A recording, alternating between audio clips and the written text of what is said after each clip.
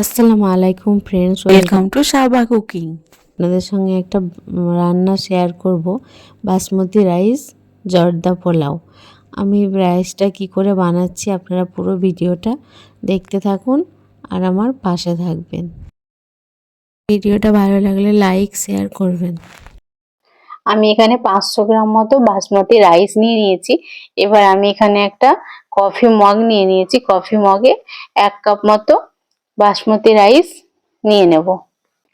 এখন আমি এই চালটা 15 থেকে 20 মিনিট মতো ভিজিয়ে রাখবো। তাই আমি এর মধ্যে জল দিয়ে দিলাম। 20 মিনিট আমি এখন এটাকে ঢাকা দিয়ে রেখে দেব।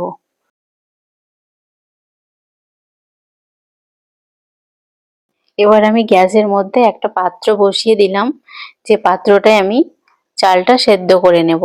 আর পরিমাণ অনুযায়ী কিছুটা জল দিয়ে দিলাম। জলের পরিমাণটা একটু বেশিই লাগবে যাতে রাইসটা ঝরঝরে হয়। জর্দা পোলাও বানানোর জন্য আমার যা যা লাগবে, এখানে নিয়ে নিয়েছি গোলমরিচ, এলাচ, দারচিনি, তেজপাতা, এদিকে নিয়ে নিয়েছি কাজু, কিশমিশ। আর এখানে আমি যে কাপের চাল নিয়েছিলাম সেই পরিমাণ অনুযায়ী আমি এখানে 1 কাপ চিনি নিয়ে নিয়েছি। তোমরা স্বাদ অনুসারে যে যেমন মিষ্টি খাবে সে তেমন ভাবে মিষ্টিটা তোমরা দেবে। এখানে আমি ঘি নিয়ে নিয়েছি, পরিমাণ অনুযায়ী দিয়ে দেব।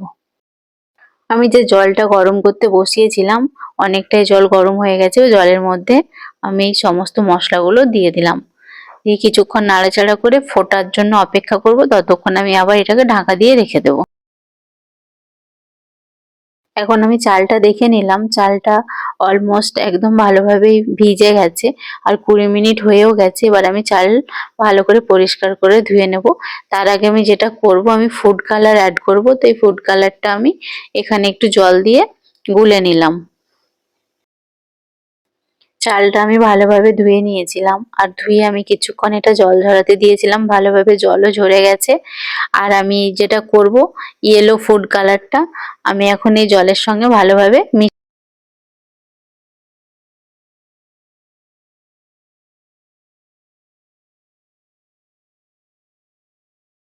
জলটা ভালোভাবে ফুটে গেছে। এই সময় জলের মধ্যে চালটা দিয়ে দিলাম। কিছুক্ষণ নাড়িয়ে দিলাম যেন তলায় দলা না পেকে যায়।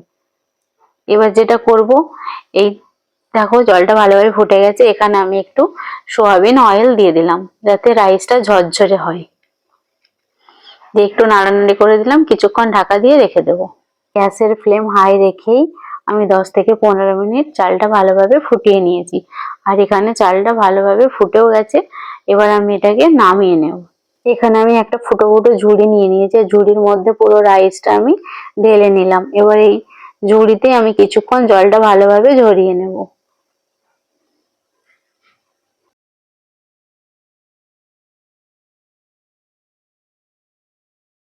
এবার আমি এখানে কড়াই নিয়ে নিয়েছি আর আমি গ্যাসটাও জ্বালিয়ে নিলাম। তো আমি পিতলের কড়াইয়ে রান্না করব। আমি এখানে 3 চামচ ঘি দিয়ে দেবো। তোমরা যে যেমন ঘিয়ের পরিমাণ পছন্দ করো সেরকমই দেবে, কারণ রাইসের পরিমাণটা আমার 500 গ্রাম আছে। তাই আমি 3 চামচ ঘি দিয়ে দিলাম। এবার এর মধ্যে দিয়ে দেবো 2টো এলাচ, কয়েকটা লবঙ্গ।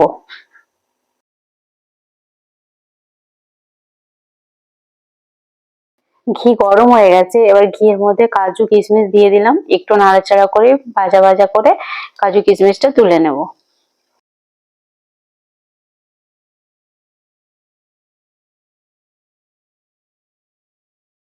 ঘি গরম হয়ে গেছে। এবার যে কাপে আমি বাসমতি রাইস নিয়েছিলাম সেই কাপেরই 1 কাপ চিনি দিয়ে দিলাম আর সামান্য একটু। এটা একটা আমি সেরা তৈরি করে নেব। আর আমি যতক্ষণ না চিনিটা গলে আসছে ততক্ষণ একটু নাড়াচাড়া করে ভালোভাবে সেরাটা পাকিয়ে নেব।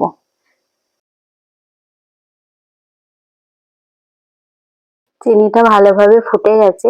এবার সেদ্ধ করে রাখা বাসমতি রাইসটা আমি এই সেরার মধ্যে দিয়ে দেব। দিয়ে একটু ভালোভাবে নাড়াচাড়া করে নিতে হবে। গ্যাসের ফ্লেমটা হাই রাখবে, রেখে এভাবে একটু বেশিক্ষণ ধরে নাড়াচাড়া করে ভালোভাবে মাখিয়ে নেবে সেরার সঙ্গে পুরো রাইসটা।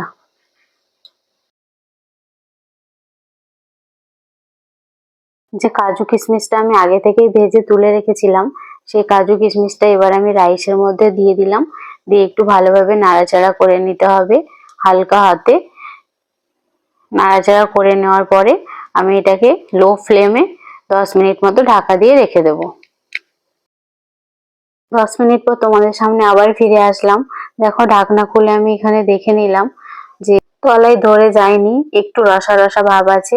তার জন্য আমি আরো কিছুক্ষণ ঢাকা দিয়ে আবার রেখে দেবো। আর দেখো অনেকটাই ঝরঝরে হয়ে গেছে, তবু আর একটু রেখে দেবো যাতে আরো ভালোভাবে একটু কুক হয়ে যায়। আরো কিছুক্ষণ রাখার পর দেখো এবার ঝরঝরে হয়ে গেছে। এবার আমি নামানোর আগে এখানে একটু মিঠা আতর অ্যাড করে দেবো ফ্লেভারের জন্য। তোমরা চাইলে দিতেও পারো, নাও দিতে পারো। অনেকে আবার চাইলে গোলাপ জলও ব্যবহার করতে পারে। আমি যেহেতু গোলাপ জল ব্যবহার করি না বা পছন্দ করি না, তাই আমি এখানে 2 থেকে 3 ফোঁটা মতো মিঠা আতর দিয়ে দিয়েছি। দেখো আমার জর্দা পোলাও একদম রেডি হয়ে গেছে। আর ঝরঝরে বাসমতি রাইসের জর্দা পোলাও। তোমাদের আজকে এই রেসিপিটা কেমন লাগলো অবশ্যই আমাকে কমেন্ট করে বলবে।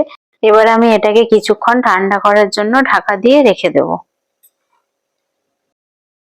জর্দা পোলাও একদম রেডি হয়ে গেছে পরিবেশনের জন্য।